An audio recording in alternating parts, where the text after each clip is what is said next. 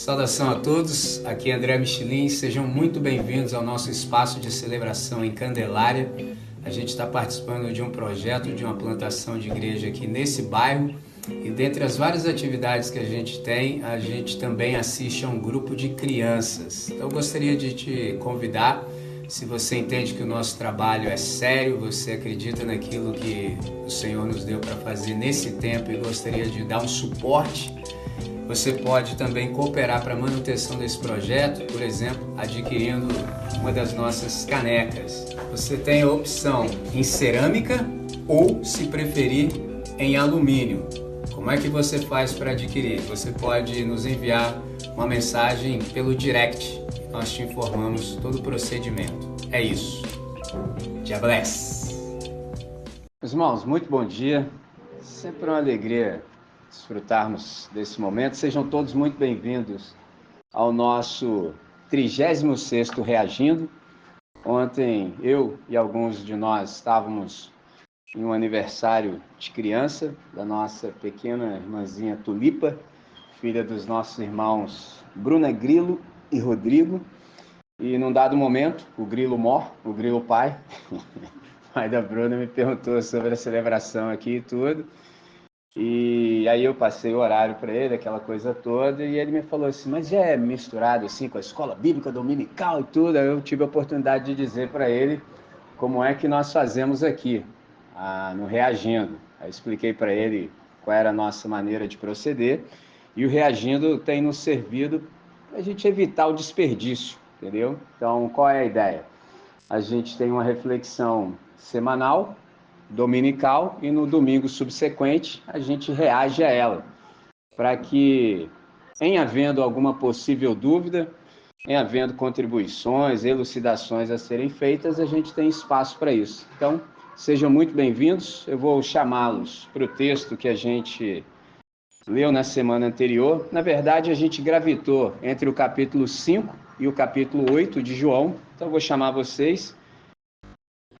No encontro anterior, eu li na íntegra o capítulo 7, fiz uma leitura assim comentada. Hoje, como é o Reagindo, eu não vou repetir a leitura, mas eu vou chamar a atenção para vocês para alguns versos do capítulo 5, para que você tenha uma ideia panorâmica de como é que Jesus entrou no rolo que ele entrou a ponto dos caras quererem matá-lo, entendeu? E com isso eu já adianto a matéria dizendo o seguinte, ninguém fica, como posso dizer, neutro na presença de Jesus. Se você ouvir o Senhor, não tem posição de neutralidade, entendeu? Ou você escarnece dele, ou você fica cheio de ódio, entendeu? Ou então você se rende de fato e o adora como tal, como Deus que ele é. Mas não há possibilidade da neutralidade. Então, com isso, venham comigo a partir do capítulo 5. Estou exatamente no verso 1 e 2. Depois, eu vou dizendo onde eu vou ler. Então, capítulo 5, a partir do verso 1 e 2, diz assim: Depois disso, havia uma festa entre os judeus e Jesus subiu a Jerusalém. Ora, em Jerusalém há, próxima à porta das ovelhas, um tanque chamado em hebreu Betesda, o qual tem 5 alpendres. Agora sim, eu já estou no verso 15, vem comigo. E aquele homem, aqui João está tratando do paralítico que fora beneficiado pelo Senhor, aquele homem foi e anunciou aos judeus que Jesus era o que curara. Pô, botou Jesus na furada, velho. Entendeu? Em vez de ficar com o bico fechado, contou logo para quem? Os líderes religiosos. Verso 16. E por essa causa, os judeus perseguiram a Jesus e procuravam matá-lo, porque fazia estas coisas no sábado. Guarde isso. E Jesus lhes respondeu, observe coisa sensacional, meu pai trabalha até agora e eu trabalho também. Dá uma pausa aqui. Todos nós sabemos, quando a gente lê em Gênesis, que Deus fez o universo em 6 dias e no 7º ele descansou. Aí aqui a gente tem uma pergunta interessante. Aí como é que Jesus fala que o pai dele está trabalhando? Não é interessante? Deus descansou no 7º dia. Então que trabalho é esse que Deus faz enquanto descansa? Não é uma pergunta interessante? Deus descansou de ser criador. Deus não tem o complexo que alguns de nós têm de, por exemplo, perfeccionismo, porque ele podia ficar criando ad continuum, entendeu? Já pensou se ele não se satisfizesse? Já pensou se ele falou, não, rapaz, não está do jeito que eu quero, não está, por exemplo, ótimo, não está excelente, vou continuar. É interessante que ele faz todas as coisas, tem o próprio teste dele de verificação, entendeu? E ele diz assim, é bom. Mas no verso 31 do capítulo 1, ele diz que depois que ele fez o gênero humano, no sexto dia, nós somos seres do sexto dia, diz o texto que ele disse, está muito bom. Mas qualquer um de nós aqui sabe que muito bom é menos do que excelente, é menos do que supimpo, extraordinário, magnífico, entendeu? Então Deus é inteligentíssimo, está bom para o que eu quero. Porque esse planeta que nós estamos não é o planeta definitivo. O planeta definitivo é aquele planeta de Apocalipse. Aquele é o definitivo. Esse planeta aqui, lógico, Deus sabe de tudo que há para se saber, ele já fez um planeta preparado para abarcar e abrigar a morte, entendeu? Então, por isso que é um planeta, assim, paradoxal. Pegou a ideia? Então, de novo, meu pai trabalha até agora e eu também, mas a gente sabe que Deus está no descanso. Deus descansou de ser criador. Agora ele está trabalhando na manutenção da criação. Sensacional. E aí ele instituiu o sábado para o homem, mas aí a religião distorceu. Entendeu? A religião distorceu e fez o sábado ser mais importante do que o homem. Aí vem Deus em Cristo Jesus. Não, vocês não entenderam a parada. Então eu faço o que eu entendo que devo fazer no sábado, porque o sábado foi feito para o homem, entendeu? E não o homem para o sábado. Aí os judeus ficaram doidos com ele, falaram, matar esse cara. Interessante, né? Matar o cara. A primeira ideia que os caras têm, matar você. É um negócio espetacular, cara. Entendeu? Então, seguindo em frente, a partir do 17, e Jesus lhes respondeu, meu pai trabalha agora, meu pai trabalha até agora e eu trabalho também. Verso 18, por isso, pois, os judeus ainda mais procuraram matar. Cara, os caras já estavam cheios de ódio. Agora esse cara, mano, é impressionante. Os caras ficaram com mais raiva ainda, porque não só quebrantava o sábado, mas também dizia que Deus era o seu próprio pai. Qual é a lógica disso? Fazendo-se igual a Deus. Ora, se Deus tem um filho, o filho de Deus só pode ser Deus. É igual o meu caso, tenho 2 filhos, eu ando de skate, então se o Zion não mandar qualquer manobra, ele fala, mas também filho de peixe, peixinho. Essa é a lógica dos caras. Então os caras ficaram cheios de ódio de Jesus. Verso 19. Mas Jesus respondeu e disse-lhes, na verdade, vos digo que o filho por si mesmo não pode fazer coisa alguma, se não ouvir fazer o pai. Guarde isso aqui, o filho não pode fazer coisa nenhuma de si mesmo, se o não vir fazer o pai, porque tudo quanto faz, o filho faz igualmente. Porque o pai ama o filho e mostra-lhe tudo o que faz, e ele lhe mostrará maiores obras do que esta, para que vos maravilheis. Pois, assim como o Pai ressuscita os mortos e os vivifica, assim também o Filho vivifica aqueles a quem quer. Eu sempre que li isso aqui, perguntava assim, observe, o Filho não pode fazer coisa alguma de si mesmo, se não vir fazer o Pai. A minha pergunta é, e quando é que Jesus viu o Pai dele fazer alguma coisa? É a grande questão que a gente está aprendendo todo esse tempo, em oração. Entendeu? Em oração. Ele viu o pai dele fazendo em oração. Então ele via, falou, já sei o que eu devo fazer no dia de hoje. Então a agenda de Jesus era montada pelo pai dele, entendeu? Verso 20, porque o pai ama o filho e mostra-lhe tudo o que faz. Agora olha que coisa interessante. Isso aqui, bem compreendido, nos livra daquela ideia falaciosa de acreditar que Jesus fez o que fez porque ele era Deus. Não é assim. Porque se a gente acreditar nisso, a gente fica absolutamente sem modelo. Entendeu? Se você acreditar que Jesus fez o que fez simplesmente porque ele era Deus, e você vai fazer o que tem que fazer como? Você é Deus? Não, então você está sem modelo, está no arame. Entendeu? Então você precisa entender que Jesus é Deus, mas que tipo de Deus é Jesus quando esteve aqui conosco? É um Deus esvaziado. Entendeu? Filipenses capítulo 5, Filipenses capítulo 2, entre os versos 5 a 11. Então, para ele fazer o que ele precisava fazer, ele precisava que o pai dele nos mostrasse a ele. E isso para nós é um paradigma. Porque agora eu sei. Primeiro, nem sou eu que faço, é o pai que faz. Mas eu preciso de um modelo, preciso de um parâmetro. Como? Olha para Jesus de Nazaré. Então, ele orava exatamente por isso. Então, essa é a razão pela qual a gente está buscando na vida de Jesus, ou seja, na vida de oração de Jesus, parâmetro. Então, a gente tem observado a vida de oração de Jesus e a oração na vida de Jesus. Então eu continuo, vem comigo, exatamente, agora a gente pode já chegar no capítulo 6. Então a gente viu a tretalhada que deu. Antes disso, vamos terminar aqui, eu vou a partir do 39, vem até o 47, e aí assim a gente entra no 6, para você compreender melhor. 39. Examinai as Escrituras, porque vós cuidais ter nelas a vida eterna, e são elas que de mim testificam. E não quereis vir a mim para ter vida eterna, ou para terdes vida. Eu não recebo glória de homens. Traduzindo, se fosse para hoje esse negócio de like aí que vocês gostam dos outros, para mim não serve. 42. Mas bem vos conheço, que não tendes em vós o amor de Deus. Cara, falar isso aqui para os religiosos é dar pesado. 43. Eu vim em nome de meu Pai, e não me aceitais. Se outro vier em seu próprio nome, a esse aceitareis. Como podeis vós crer, recebendo honra uns dos outros, e não buscando a honra que vem só de Deus? Traduzindo, assim fica difícil mesmo. Não tem como vocês crerem em mim.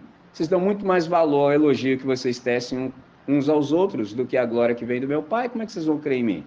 Que vim em nome dele. 45. Não cuideis que eu vos hei de acusar para com o Pai. Olha isso. Não sou eu que tenho esse papel. Há um que vos acusa. Quem? Moisés, a quem vós esperais. 46. Porque se vós cresces em Moisés, crereis também em mim. Por qual razão?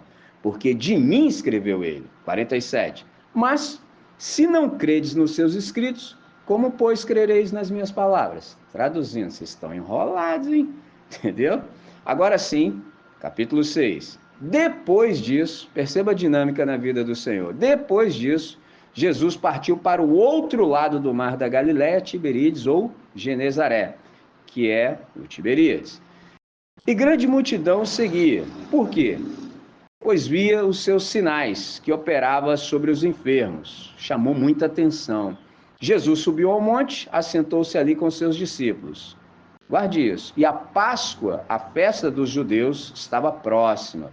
Então Jesus, levantando os olhos e vendo uma grande multidão que vinha ter com ele, disse a Filipe: quando você é discípulo de Jesus de Nazaré, esteja pronto para ser interrogado, entendeu? Observe isso. Onde compraremos pão para que estes possam comer? Verso 6 explica. Mas dizia isso para o experimentar, entendeu? Porque ele bem sabia o que havia de fazer. A pergunta é, como é que ele sabia? Entendeu? Como é que ele sabia? Ele testou com a minha irmã, onde é que nós vamos comprar pão? O cara não foi comprar pão, quem vai comprar pão onde? Entendeu? Onde a gente vai comprar pão? Mas ele sabia o que ele ia fazer. A pergunta é simples, mas como é que ele sabia o que ele ia fazer? O pai já havia dito. Entendeu? Como? Em oração. Esse é o ponto. Então, a gente nunca pode esquecer disso. Filipe tentou entrar com a justificativa daquela galera da estatística. 200 dinheiros de pão não lhes bastarão para que cada um tome um pedaço.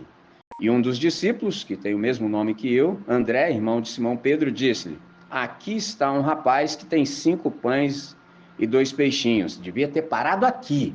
Aí ele meteu uma conjunção adversativa, estragou o negócio todo. Mas, que é isso para tantos? E é problema seu, entendeu? Mano, entendeu? Bico fechado, entendeu? O primeiro já mandou mal. Senhor, mas nem se nós tivéssemos 200 dinheiros, 200 cascalhos não dava. Já estava ruim. Aí o outro podia ter ficado bem e falar assim, Senhor, tem um cara que 5 pães e 2 peixes, bota seu jeito aí. Aí foi querer acrescentar a conjunção adversativa onde não cabe. Mas o que é isso para tanta gente?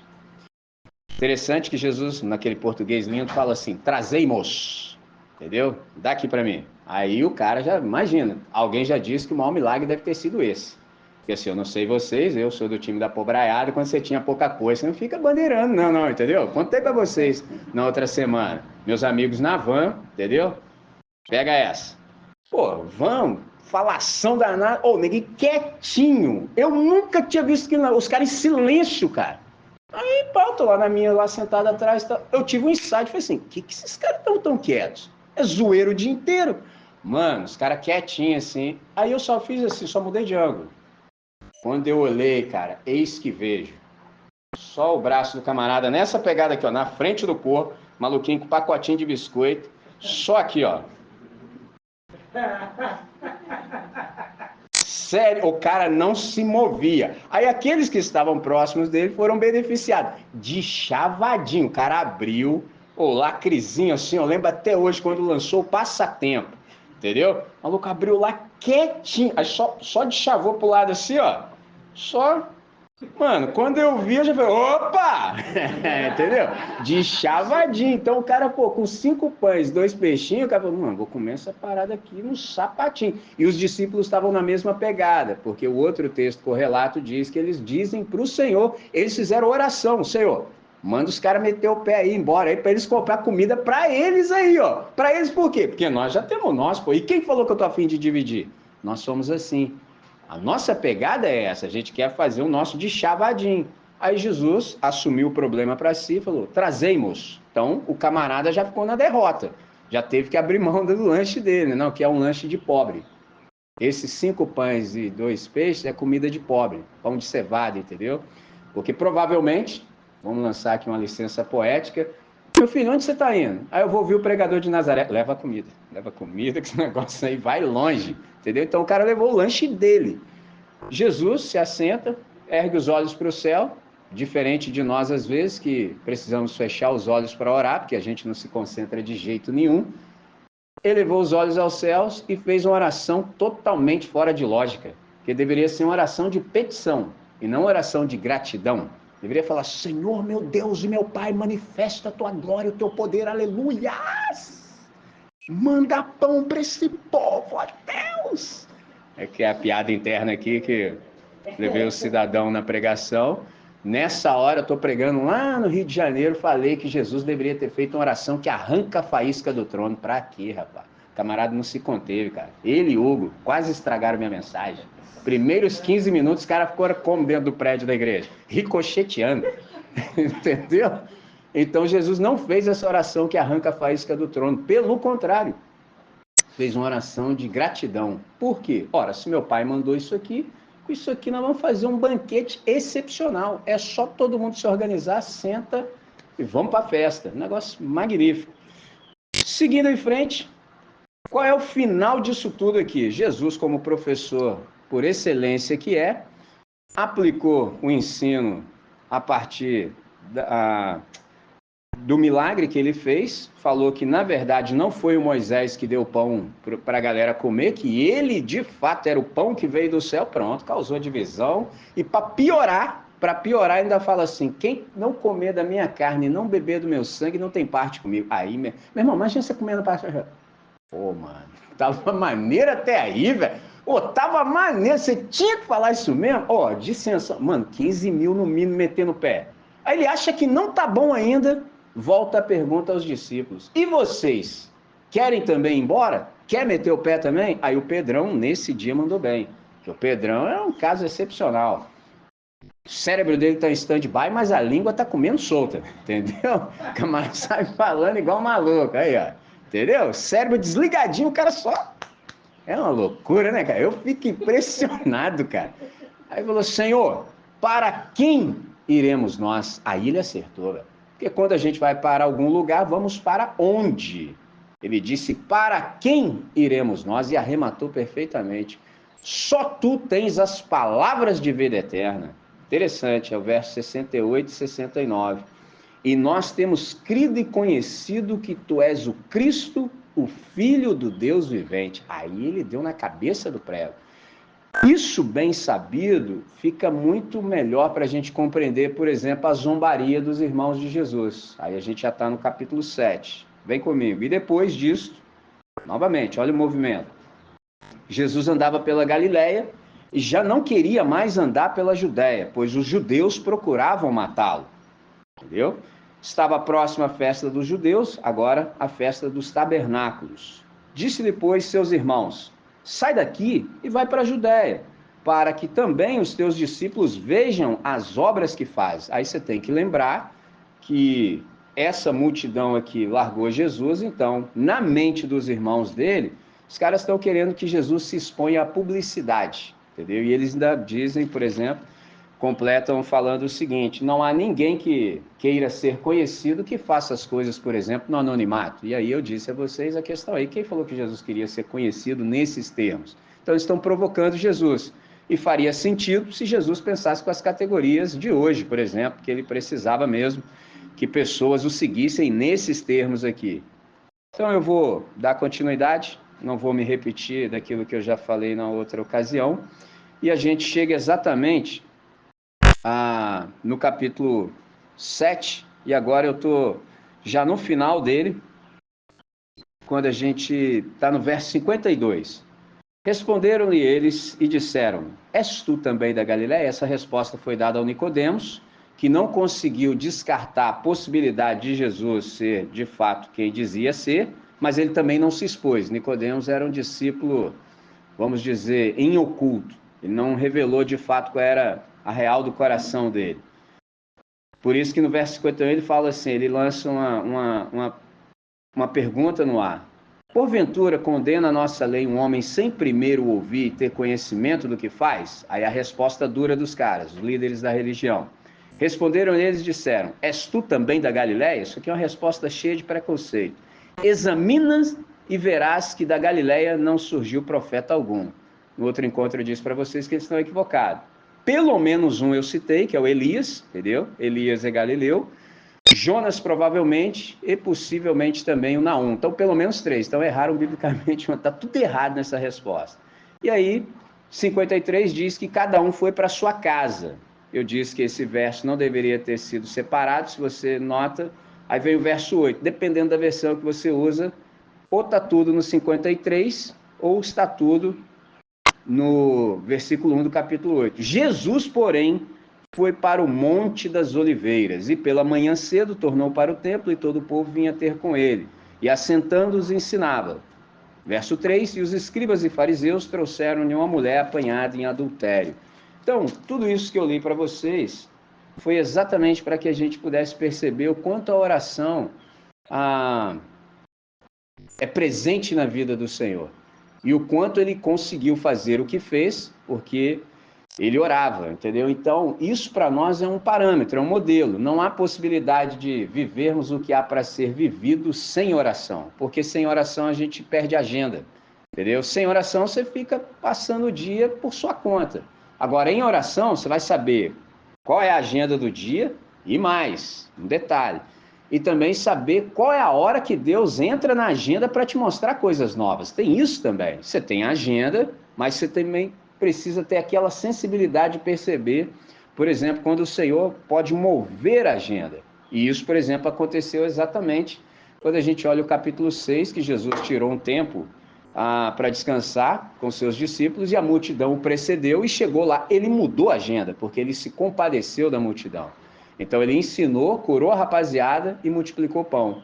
Então ele percebeu que havia necessidade de mudar a agenda. Então hoje eu quero chamar a atenção para alguns pontos salientes que eu percebi no texto, e na sequência eu já passo a palavra para a gente conversar mais e ouvir vocês. Então a primeira coisa que eu queria chamar a atenção é para o modo de Jesus se mover, por exemplo, face à incredulidade, oposição e perseguição. Note a atitude do Senhor, por exemplo, da ameaça de morte recebida por parte dos judeus no capítulo 5. Chapa esquentou para ele, cara, mas ele não parou a missão, entendeu? Ele não parou a missão. Então isso aqui ensina algo para a gente extraordinário. Por exemplo, oração, ela possibilita clareza para a nossa mente, habilidade para as mãos e desenvoltura para os pés. Então sua cabeça funciona bem quando você ora, funciona com uma beleza, irmãos. Sobretudo nós que somos estudantes, coisa boa é você estudar junto com Deus, entendeu? Sua mente funciona, irmão, é um negócio sensacional. Até pelo óbvio, Deus sabe tudo o que é para se saber, ele sabe todas as matérias. Imagina ele sendo seu professor e fazendo sua cabeça funcionar. É um negócio lindo. Qual é o nosso problema? Às vezes a gente não ora, né? A gente deixa Deus para os assuntos religiosos e vamos lá quebrar o coco sozinho. Aí é só perda de tempo, só desperdício.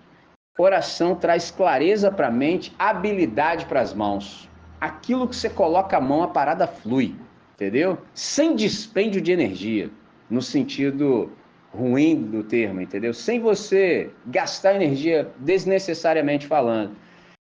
E oração traz desenvoltura para os pés, ou seja, você caminha com liberdade, sem tropeçar. É um negócio fantástico. Imagina, sua mente funcionando, colocou a mão, flui e anda sem tropeçar. É lindo.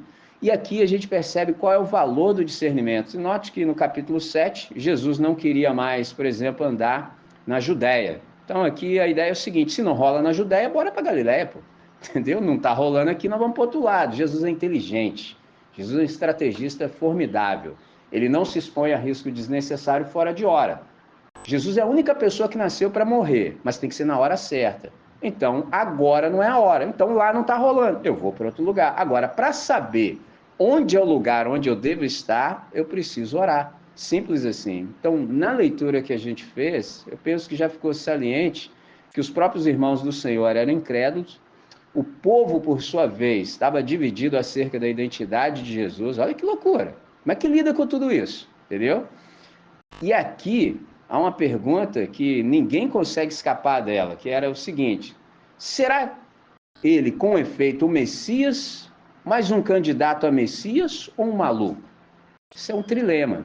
Seria ele, com efeito, o Messias, mais um candidato a Messias ou um maluco? Isso aqui eu aprendi, por exemplo, lendo C.S. Lewis, que ele falou o seguinte: qual é o trilema aqui? Primeiro, Jesus enganou a humanidade com a fraude de forma intencional, é uma possibilidade. Segundo, ele próprio era iludido, enganado sobre si mesmo.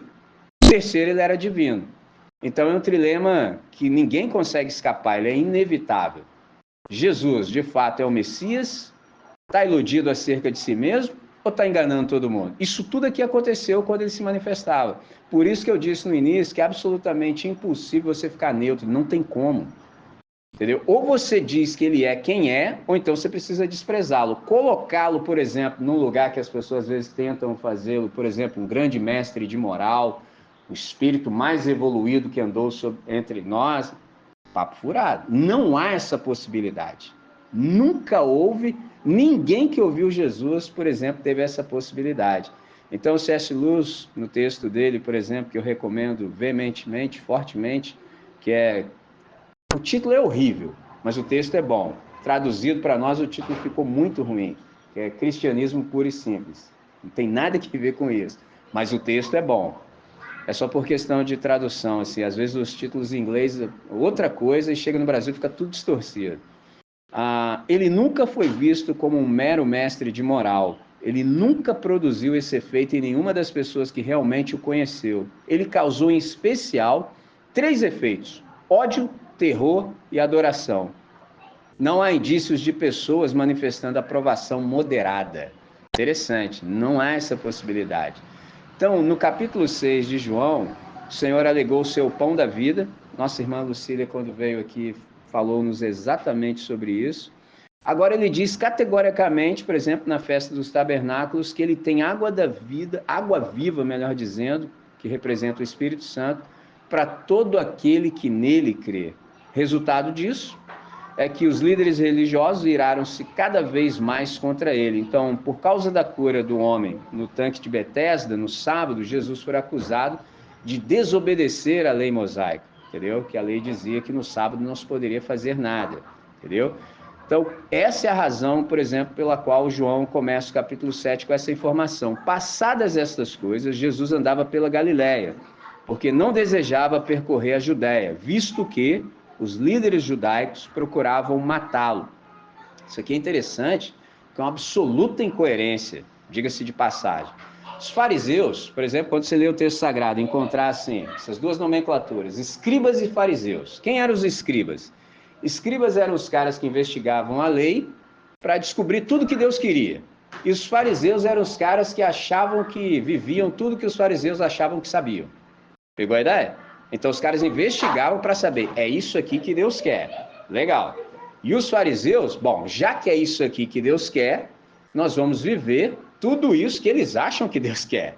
Então, os fariseus entraram nessa contenda com Jesus, ficaram cheios de ódio porque Jesus não respeitava o sábado. Então, olha o que o texto diz. Por exemplo, Êxodo capítulo 20, observe o 4º mandamento. Lembra-te do dia de sábado. Já começa assim, lembra-te. Por quê? É fácil de esquecer, entendeu? É fácil. E isso aqui foi dado para que nós, já aplicando, nos lembrássemos que nós não somos escravos. Só escravo trabalha de segunda a segunda. Então, se há um dia para descanso, significa que você está livre. E ele está dizendo exatamente isso aqui para um povo que acabou de ser liberto. Lembra-te do dia de sábado para santificá-lo. 6 dias trabalharás e farás toda a tua obra, mas o 7º dia é sábado do Senhor teu Deus. Não farás trabalho algum, nem tu, nem teu filho, nem tua filha, nem teu servo, nem tua serva, nem teu animal, nem o estrangeiro que mora nas tuas cidades. Porque em 6 dias fez o Senhor os céus e a terra e o mar e tudo que neles há. Mas descansou no 7º dia. Por isso o Senhor abençoou o dia de sábado e o santificou. Bom, isso aqui os caras achavam que sabiam o que Deus estava querendo. Só que eles, em tentando observar esse mandamento, ficaram cheios de ódio contra Jesus e resolveram matá-lo. Esse é o mandamento número 4. Só que tem um probleminha. Esqueceram da primeira coisa que o Moisés disse: não terás outros deuses diante de mim. E aí, nessa daqui, os camaradas começaram a ter outro Deus diante do Deus, porque eles estavam diante de Deus em Cristo Jesus encarnado, não conseguiram perceber. E essa ideia que eles tinham de Deus é que virou o Deus deles. Então é uma idolatria. Olha que loucura. E aí eles simplesmente se esqueceram do mandamento número 6, não matarás. Olha que loucura. Então, para observar o sábado, nós vamos te matar. Mas nós também somos do time dos que não... Mano, é um negócio assim, que eu começo a ficar muito sem argumento para ver se eu consigo explicar esse nível de loucura, entendeu? Nós vamos te matar para observar a lei, que diz também para não matarás, mas não sei se você entendeu, mas é isso aí mesmo. Que isso, cara? E isso assim, com o próprio Deus em cá. É uma... Mano, religião, eu vou falar um negócio para vocês, cara, é daqui para pior, entendeu? E de frente, aqui a gente nota o valor e a importância da oração para a missão. Olha o cenário que Jesus está inserido. Pergunta que não sobrevém é: e agora? Você está vendo que Jesus está sob forte ameaça, entendeu? De morte, sem livre trânsito. Entretanto, ele não teve medo. Não se escondeu. Pelo contrário, mano. Ele começou a andar pela Galileia. O que isso aqui quer dizer? Que ele continuou na missão, dando continuidade à missão. Continuou na missão, dando continuidade à missão. De que maneira? Presta atenção. Fazendo o que devia, onde podia, da maneira que podia, para quem queria. Isso aqui é sensacional. De novo, fazendo o que devia. Porque nem tudo que a gente acha que deve ser feito, deve, entendeu? Você se perde quando você, por exemplo, não tem agenda do Senhor. Você se perde, você começa, por exemplo, a ter dificuldade entre aquilo que é importante e o que é urgente, você não sabe mais distinguir. Então Jesus fazia o que devia, onde podia, da maneira que podia, para quem queria. Sensacional. Outra ideia: o valor e a importância da oração para o discernimento do timing. Guarda isso aqui. Por exemplo, eu não sei se vocês já se perguntaram que relógio é esse que Jesus usa. Entendeu? Jesus usa um outro relógio, cara. Porque me lembro de no encontro anterior chamar a atenção para vocês para o fato de Jesus sempre dizer assim: ainda não é chegada a minha hora. Isto é, não é o meu tempo. Pelo menos por 3 vezes ele diz que a hora dele não era chegada. Então a pergunta é: que relógio é esse que o Senhor usa? Como é que a gente faz para compreender essa afirmação aqui? O que isso aqui significa? Que o Senhor tinha plena consciência de que tudo tem a sua hora. Simples assim. A pior coisa que pode acontecer na minha e na sua vida é uma coisa fora de hora. É horrível. Ao passo que na hora certa é perfeito. Isso me faz lembrar de Eclesiastes no capítulo 3, o verso 1, que diz assim: tudo tem o seu tempo determinado e há tempo para todo propósito debaixo do céu. Pelo óbvio, é só debaixo do céu que há tempo. Entendeu? Só aqui que há tempo, porque Deus está em outra dimensão. Então, a dimensão que Deus está chama Kairos e a nossa chama Cronos. A nossa é mensurada. Não há sequer vocabulário para descrever a dimensão de Deus. Então, uma pálida compreensão que a gente pode ter assim, eu vou lançar a mão do nosso irmão do passado, um africano extraordinário, que é o Agostinho de Hipona, que ele disse que a eternidade, o Kairos, é como se fosse um eterno agora. É o máximo que a gente consegue, entendeu? Um eterno agora. Então, passado, presente e futuro em Deus acontecem de modo simultâneo. Então, parece gíria, mas quando Deus diz, já é. Literalmente, já é. porque é um eterno agora. Para nós, precisa ganhar concreção, historicidade no tempo e no espaço. Então, nesse sentido, nós esperamos. Pegou a visão? Então, vai ter o tempo certo da coisa ganhar concreção. Esse tempo certo a gente chama de tempo oportuno. É o kairos de Deus. Se a gente aprofundar um pouquinho mais, é o milagre. O que é o milagre? É quando uma dimensão entra na outra. É quando o kairos invade o tempo e o espaço. Fala assim, cara, aconteceu um negócio diferente aqui. Então, foi o tempo oportuno. Nesse caso específico de Jesus, é o tempo decisivo. É quando uma era vai dar espaço à outra. Então, ainda não é chegada a minha hora. Então, o Senhor, ele tem essa consciência. Outra coisa interessante, ainda no verso 11 do capítulo 3 de Eclesiastes, é que diz que Deus fez tudo belo a seu tempo. É a ideia que eu trouxe inicialmente. Todas as coisas têm beleza se feitas na hora certa. A pior coisa é a coisa fora de hora. E a coisa só acontece fora de hora quando a gente tem falta de oração. Se a gente tiver déficit de oração, é tudo fora de hora. Por isso que fica esse caos. Por isso que fica essa loucura. Por isso que num dado momento eu disse a vocês que oração é o modo de viver em meio ao caos. A única maneira da gente se mover com segurança no meio dessa loucura, no meio de toda essa feiura, é se a gente estiver em oração. Porque aí vai ter belezura nessa parada, como dizia o nosso saudoso irmão Luan. Entendeu? Última coisa que digo, discernimento acerca do time divino. Qual é a hora? Isso é uma pergunta que a gente precisa fazer sempre. Qual é a hora? É hora do quê? É hora disso ou daquilo, aqui, ali ou lá? É hora do quê? É hora disso ou daquilo, e é hora de estar aqui, ali ou lá. E aí, com discernimento, a gente vai dando prosseguimento na missão. Então, qual é a ideia?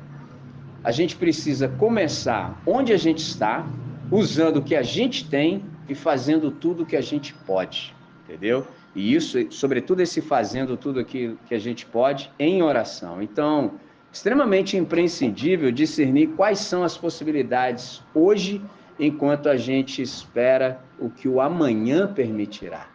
Então, assim, o que é possível hoje, enquanto eu estou em expectação para ver o que o amanhã vai me permitir? Então, a pergunta que a gente precisa aplicar à vida também é exatamente essa. No atual contexto que eu estou inserido, com o que eu tenho, é hora de quê? No contexto que eu estou, é hora de quê? Pode ser, por exemplo, em ouvindo tudo isso, a gente se veja confrontado, que a gente tem um choque de realidade, e pode ser que a gente se dê conta de que algumas coisas que nós pretendíamos fazer, a gente não tem a menor condição. Há possibilidade disso acontecer. Mas a pergunta é, e o que eu ainda posso? Aquelas coisas que eu mesmo planejei, já vi que não vai rolar não, entendeu? Porque não foi nada disso que eu vi em Deus. Então isso aí era coisa minha, já vi que não vai rolar. Mas não para aí. Mas a questão é, e o que ainda é possível? É uma pergunta que a gente precisa responder com toda honestidade. Sobre oração, que é a nossa conversa, como é que isso tudo se aplica no nosso coração se nós precisássemos responder hoje? O que é oração? Oração, meus irmãos, tem muito menos que ver com um ato e muito mais com atitude. Então, é muito mais necessário que estejamos, por exemplo, em atitude de oração do que simplesmente parar por um tempo para fazer uma oração. Então, é todo o tempo todo, você tem que estar ligado, entendeu? Por isso que não dá para levar em consideração que a gente deveria orar com os olhos fechados todo o tempo, porque senão como é que eu obedeceria, por exemplo, o Evangelho quando diz orai sem cessar, 1 Tessalonicenses 5,17. Um dia eu tentei falar isso num outro ambiente, o irmão não entendeu de jeito nenhum, cara. O cara não entendeu, não quis entender, não é possível, cara. O cara ainda mandou um textão para mim, eu falei, tá bom, irmão, Deus te abençoe, fica aí orando com o olho fechado, então. Eu simplesmente quis dizer, irmão, tem oração lá? Tem também, para não deixar os caras muito perturbados, tem também. Mas como é que eu vou passar pela existência fazendo que o Evangelho me concita com o olho fechado? Eu tenho que orar com o olho aberto, rapaz, para ver se eu enxergo alguma coisa. Entendeu? Mas o cara não queria entender. É impressionante, cara, o nível da cegueira, sabe? O cara não queria entender.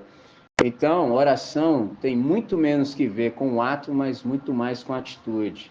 E é uma atitude de dependência de Deus. O que isso significa? Que só quem se vê absolutamente impotente ora. Simples assim. Porque oração é declaração explícita de dependência. Eu só oro porque eu não dou conta, mano. Porque se eu desse conta, eu não orava. Eu vou orar pra quê? Entendeu? Agora, quando eu vejo ó, não tem a menor condição, não há possibilidade. Aí você vai lá e fala, Senhor, meu Deus e meu Pai. É aquelas orações que eu já disse para você em certos momentos. Você fala assim, eis aí uma boa hora para socorrer o seu filho. Entendeu? Se der tempo pra você falar isso também, entendeu? Que às vezes não dá nem tempo. Você fala assim, Senhor, meu Deus. Entendeu? Chapa quentíssima. É o tempo todo desse modelo, irmãos. Então, tentei dizer isso tudo para vocês. Estamos procurando sempre encontrar o óbvio. Preciso lhes dizer que o Evangelho é uma nova consciência. Por isso que a gente está trabalhando nessa fomentação de consciência. Pode ser que nessa manhã você tenha se identificado com alguma coisa que foi dito. Em sendo o caso, há espaço para arrependimento, objetivando uma outra atitude. Entendeu? Se em algum momento você se viu confrontado, resolva aí o que há para se resolver entre você e o Senhor, para que as coisas não reincidam. Domingo passado, eu terminei dizendo que possivelmente o Senhor tenha se preparado em oração no Monte das Oliveiras para o episódio da manhã seguinte. Falei exatamente isso. Então, ele passou a noite em oração e ali ele se preparou para o incidente da manhã subsequente. Capítulo 8 narra, por exemplo, verso 2, que ao amanhecer Jesus apareceu novamente no templo, era bem cedo, madrugada ainda, onde todo o povo se reuniu ao seu redor. Jesus é atraente, a multidão se acercou, ele começou a ensinar a todos, quando os mestres da lei e os fariseus introduziram a mulher surpreendida em adultério e a expuseram diante de todos, porque a religião é assim, não sabe tratar ninguém com discrição, nunca, jamais, só te faz passar vergonha em público, isso é coisa de religião, ao passo que Deus sempre nos trata com discrição. Se algum de nós for exposto em algum pecado, é porque a gente resistiu todas as tentativas de Deus nos tratar no secreto, simples assim, Deus não expõe ninguém jamais. Então, eu disse que se o Senhor, por exemplo, passou essa noite inteira em oração apenas por causa desse incidente, valeu a pena.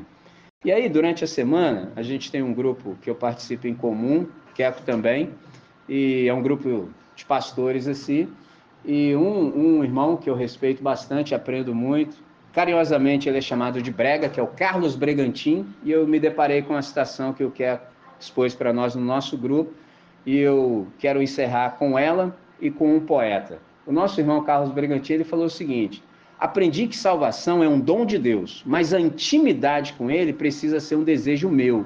E isto, desejo e me esforço para estar com ele. Interessante. Salvação é dádiva. Agora, intimidade com o Senhor, aí já parte do meu querer. Eu quero, entendeu? Eu quero aprofundar o meu relacionamento com ele, eu me esforço para isso. Guarda essa palavra. E hoje eu quero encerrar, então, com as palavras do poeta lusitano, Fernando Pessoa, que ele disse assim: o esforço é grande e o homem é pequeno. Queira Deus que tenha valido.